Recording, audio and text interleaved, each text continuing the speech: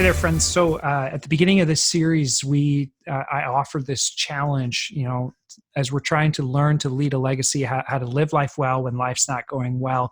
I offered this challenge for people to begin taking a Sabbath, to take one day a week where you cease from all of your making and baking, that you cease from all of your work. You stop and take 24 hours to breathe and to enjoy rest and just a break for your soul and for your mind. And people often sort of give me pushback on that and think like, well, Corey, I here are all the reasons why I can't do it right now. Here's what's going on in our life. Here's what's going on. Here's why I can't do it. And I thought it would be good to just check in with some folks who I've seen who do practice a regular rhythm of Sabbath and talk about it with them. And so today we have Dana, who is one of our house gathering leaders here at the Caledonia Gathering. And she and her family every Sunday practice Sabbath. And I had the chance to sit down with Dana and talk about their rhythms, talk about their practice, and I wanted to share that with you. And so I hope that this is helpful to you, and I'll come back at the end of our time and just kind of probe you with some questions that can get you thinking about what it might look like for you to stop making excuses and to start practicing Sabbath for your own good. So let's jump into my conversation with Dana. So Dana, thank you for doing this with me, having this conversation, which can feel weird because it's like we're having it in front of other people, but we can't see those people. So it can kind of feel a little bit odd. But thank you for doing this. Yep. Dana is one of our house gathering leaders, and at the Caledonia Gathering, she is also a mother of three wonderful children. Let me take a stab at it: 17, 13, and 11. You're real close. 16, 14, 10. Oh, 16, 14, 10. Like a year on each one. So you're good. Yeah, Aiden, Noah, and Emma. Married to Jason, who works IT for the healthcare system, and you are a nurse. How many years did you do NICU? 16, almost 17. 16, almost 17 years for NICU, and you were saying just before we hit record that most of those years were spent doing the nocturnal shift. Yeah. The overnight. Do they call it third shift in the hospital system too? They just call it nights. Just nights. Enough said. Everyone knows if you're on nights, you don't sleep. It's 12-hour shifts in the hospital, so there's just days and nights, and that's the Gotcha. end. That's it. Wow. So you know a little bit from experience what it's like to have your rhythms of life totally disrupted. Yes. Yeah, for sure. Mm-hmm. And especially if I stopped doing that, then you really start to know how much it affected you, because you're like, oh, this is better. Yeah. Sleeping 7 to 8 hours on a regular basis, when the moon's out and not the sun. Yeah. Exactly. Yep. So we're going to talk a little bit about rhythm. We're going to talk about Sabbath rest today. And the reason I'm talking to you about it is because I from a distance, watch you and your family on social media seem to practice a pretty solid rhythm of 1 day a week. You take off of everything, you spend time with family. So how long have you guys been sticking to some sort of Sabbath ritual? Yeah. So I would say in some ways always, because it was very ingrained in me from childhood that, like in some ways always. We've never really worked on Sunday. We're both fortunate. Even when I was in the hospital, I didn't have to work weekends. So that was just kind of a good break for me anyway. But neither of us have jobs that really are very tempting for us to work on Sunday. So that's a blessing, honestly. But even if I think we would have probably always kind of done something. I laugh because I think when our kids were little, it was more about naps than anything. We would all just crash the minute we got home from church and had lunch. It would be like, okay, now let's all take a nap. That was our napping day. But now I feel like we do more, go out and do outdoorsy kind of stuff, that kind of thing. So what kinds of things do you guys intentionally choose to do on your Sabbath days? Yeah. So I feel like getting out in nature is kind of a big one for us that is just really I feel like I see God so much that way. So it's kind of just, it feels like a continuation of church and Sabbath and those kinds of things. I think we've kind of probably beat that into our kids a little bit too, that they're starting to get that way. They love to be outside. So just kind of whatever sounds right on any given day. But we love to go like walking by Lake Michigan. There's some great trails over by Saugatuck that we do a lot. And then you kind of end on the shores of Lake Michigan and you can walk the beach. It's really pretty. There's some big like high dunes that you can climb in the woods there that I love. We do, like in the summertime, we have my grandparents' old boat that we store in our garage. So we will take that out on a lake and go like skiing and tubing and stuff as soon as we can get food in our system, and then go, before the boat launch gets too busy or whatever. So the kids love to do that kind of stuff. Jason's grandma lives on a big farm, and so there's a lake back there that we'll love to go fishing on, swimming there, just walking in her woods that she has. They have a Rod and Sue, Jason's parents have a Ranger, and we'll like drive that through the woods. So just, yeah, some of those kind of things, sledding in the winter time, any of that kind of. Common theme of being outside. Yeah, Uh, yep, even in the so when it's winter, and I mean you can go sledding outside, but yeah, how do things look different since we're in Michigan? yeah. Um, So we still will walk those trails in Saugatuck sometimes and like go see the ice on the lake. I mean, I don't feel like we get out near as much in the winter time, but sometimes if it's like one of those gorgeous sunny Sundays, I'm like, we need to go outside. Let's get outside and go, so walking those trails, still the farm, ice fishing sometimes. I'm not a huge ice fisher person, but the boys sure are. So that kind of thing. Yeah. Gotcha. What do you think has changed or taken on different meaning or more value uh, now that you guys are in quarantine, living the quarantine life? Um, the stay-at-home order here in Michigan, can't really go do much. Um, how has that impacted Sabbath, both positive and negatively? Yeah. In some ways it's kind of funny because it doesn't, like we've talked about jokingly, every day feels kind of the same, Mm-hmm. you're not getting out. So but then in some ways it feels even better to get out and go do something. Mm. It feels even more needed kind of to just get away. Like I was on Mother's Day, we had this idea that we were going to go see tulips in Holland, and it was all gross and rainy, and so we didn't go. And I was so bummed because I was like, oh, I really wanted to, really wanted to get out and go do that. And just, yeah, that was another idea. But yeah, in some ways it just feels even more needed now, I feel Mm. like, than ever. Um, and then in some ways it's just, we have to really be intentional to like, you know, make it feel set apart or different, I feel like too. Gotcha. Um, yeah. So if it's going to be a day that's different, I'm curious. Um, are there any ways that you guys prep for Sunday? Because you do your Sabbath on Sunday. Not that it Mhm. has to be Sunday, but for you it happens to be Sunday. Are there any ways that you have to prep before, like, Yeah, in I order thought for about Sunday to that. go well? Yeah. I should say yes, but I don't think we do. Honestly, I Sure. think we just, I think we kind of just take like a family poll of what sounds good, which sometimes that can be tough because people have different opinions in our family of what they want to do. So you have to, yeah, either negotiate or make a dictator ruling on that. But I don't think we do plan. I think it's kind of whatever sounds good after we have lunch, and then we just kind of go for it. Gotcha. So Yeah. you said that this is like you've always done Sabbath. At some Yeah. point in your life, you kind of grew up and had this instilled in you. How has what you grew up with changed and morphed over time now into adulthood? Yeah. So I would say I grew up, with a pretty strict observance of Sabbath. Like church, we did twice on Sunday. We always had like a fancy dinner.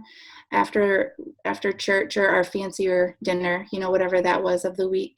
And then the afternoons were kind of just quiet time. Like we didn't go out much. I mean, we could play in the yard and stuff like that, but I don't remember even like riding bikes a whole lot, or we didn't play with neighbors that day. That was kind of a family day. We didn't go out and do really anything because it was kind of just this like waiting time between one church and the next. We like had rest time when I was younger.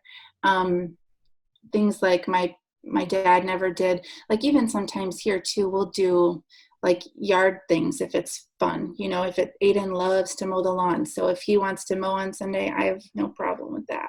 If I feel like playing around in the flowers, that doesn't feel like work to me. So we didn't do that kind of stuff growing up, though. It was pretty just like quiet rest in the house or playing in the yard a little bit. So yeah, this what we do is kind of different, than what I grew up with. And I would say that my parents I don't think still, like I think they've changed their course too a little bit as time has gone on. But yeah, a little different, a little more go ahead and go out and be in nature and enjoy it kind of a thing. Yeah. Yeah. Isn't that interesting how it changes over time? I Yeah. think when I was growing up, I grew up in that kind of household too, a little bit. And I interpreted it as you just can't spend money. Mm, That's really anything that costs money, you can't do. yeah. So uh, there's not really any good logic to that, but like I couldn't use a vending machine. I couldn't like that's how in my childhood brain it all kind of worked out. Yep. Yep. Um, but then it changes over time. I feel like my parents too. They shifted their focus on what we could and couldn't do, and Yep. yeah, it changed. Question for you: if you if you were going to suggest to somebody who's currently like not experiencing the Sabbath, not getting to experience that one day a week that breaks up the rest of your week, that provides good rhythm in that sense, um, how would you try to convince them that this is a good idea? Mm. Just that, I mean, it gives you, this sounds kind of cheesy, but for me, it's like that soul thing that I feel when I'm out in nature. Mm, It's like that deep breath that feels like, this is like good for us. You just kind of, wherever we are, I always kind of feel that a little bit. And I think that's so exactly the thing that God wants for us, kind of mm, that, just that kind of exhale from the week and all the things. And I think that's worth pursuing, kind of, because yeah, it's definitely notable every time we do it, that it's that just, oh, this is so good kind of a feeling. And I yep. think that's God's blessing on it when you have that moment. What are the temptations for you to break Sabbath? Yeah. I was joking with my kids. I was like, guys, what do we do? Tell me some of the things. And um and they said, well, sometimes you make us clean. And I was like, oh, you're right. That's my temptation. That's my temptation, is to be like, guys, it's messy around here. Let's like quick do this before we go. So that's so an everyday blah boring thing, but that's so true. Is my temptation is to like still throw in the laundry and get which isn't bad necessarily, but it's just, I don't know, it's the thing you do every other day. So you try to just, yeah. So I would say for me as a mom, my temptation is to just do housekeeping, dumb stuff, instead of restful stuff. I'm thinking about moms of young kids right now, Mm-hmm. who are just thinking, in my stage of life, Dana, that all sounds nice because your kids are older now, but Yeah. what do I do to experience that exhale now? Yeah. Like I said, I used to take naps.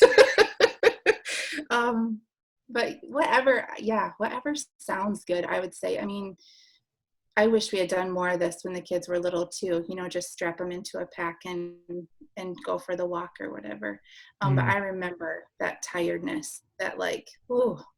And so if it's just taking a nap, I think that's great if it's not something you get to do most other days. Whatever is rest. Gotcha. Decide what's rest and then chase after that. Yeah. That's good. Good. Hey, Yeah. thank you so much for this. And thank you for being a house gathering leader and for sharing your thoughts and some of your practices on Sabbath. Yeah. We were saying just before we started recording this that it's just interesting that this command in Scripture is one that we're so easily tempted to make excuses for breaking. Mm-hmm. You know, we kind of look down on people who murder or commit adultery, but boy, if you don't take a day off once a week, it's no big deal. Don't worry about it. Mm-hmm. Um, and I don't think Jesus wanted us to be, you know, strict about it in the sense that like, boy, you should feel bad. I think there's something like you said, like there's an exhale. There's something good for your soul in taking that one 24-hour period, that one day off a week where you don't put all kinds of pressure on yourself to, at least what I hear you saying to, for example, young moms out there is don't put pressure on yourself to go do all of this fantastic Instagram worthy Sabbath stuff. Just Sure. figure out what gives you rest and Yeah. and do that. Yep. So thank you for doing that today. Thank you for sharing all of that with us. Thanks for being a house gathering leader, being a leader in the church. We really appreciate you. You bet. So I hope that was helpful for you. Just a couple of questions, some things to think about going forward. What would it look like for you to take one day a week to just stop and breathe, especially in the midst, if you're under a stay-at-home order in your town or in your state or wherever it is that you're watching this from. If you are stuck inside, what could taking one day a week to cease, to stop from the regular habits of the week? What could that look like in your life? What are some of the so number one that I want to ask you is what are some of the activities that you could do? Something that is a get to, not a have to. Sabbath is not about have tos anymore. It's about get tos. So, what is one activity that you can choose to do with your family in order to bring rest to your soul? Dana had some great suggestions. They love to go on walks. They love to go on nature walks. All kinds of free stuff to do here, especially in West Michigan, to get you out in nature and enjoying time, especially now that the weather is taking a turn for the better. And I loved her suggestion too. Her words on for if you're a young family, you've got young kids, and you're thinking, man, how am I supposed to keep up with all this stuff I see on Instagram? People planning all these fun things to do with their family. How am I supposed to do any of that? Dana said, hey, look, just figure out what brings you rest and go after that. If it's just a nap in the afternoon, go after that. But choose one day a week to decide I'm going to cease from my regular activities and I'm going to do something that brings me rest. And the second question I want to ask you is, in order to experience the Sabbath rest, in order to stop making and baking, what's something you have to do on Friday or Saturday in order for your Sunday to be a truly restful day? Alana and I have been practicing Sabbath really intentionally for the last couple of months, and one of the things that we do is we make sure that we got cinnamon buns in the house ready to go, because on Sabbath we eat cinnamon buns at breakfast, and that means that on Friday or Saturday, if we don't have them in the house, we got to go get them so that we can eat them on Sunday. So we don't wake up Sunday morning and think like, well, now I got to run to the store quick to get this or that. The same thing is true if we make sure that vehicles are gassed up so that we can easily hop into the car and go for a drive if we want to go for a drive. We just try to figure out how to remove as many barriers as possible in order to enjoy a complete day off. So what is it that you have to prepare for? What do you have to go and get at the grocery store? What do you have to do with your vehicles? What do you have to do around the house to make sure that you can enjoy your Sabbath, to prepare for it in order to rest well on it?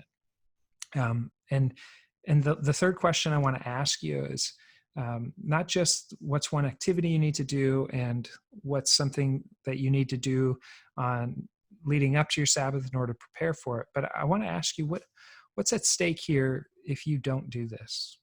What's at stake if you decide not to practice Sabbath? I mean, how long are you going to keep running at your breakneck pace? Um, really, we make excuses for no other commands that to break. We don't really make excuses and commit murder or commit adultery, but we make all kinds of excuses and break the Sabbath. But the truth is, breaking the Sabbath is not going to break uh, God and hurt his feelings, but breaking the Sabbath will break you over time. And the research bears that out. I mean, people who rest regularly actually live longer and experience a better life. And so I just want you to consider that too. If you're thinking, nah, Corey, I just can't do Sabbath right now. I want you to consider what's at stake here. If you don't practice. So today, I hope that you will practice it. I hope that this has been helpful, and we will see you next time.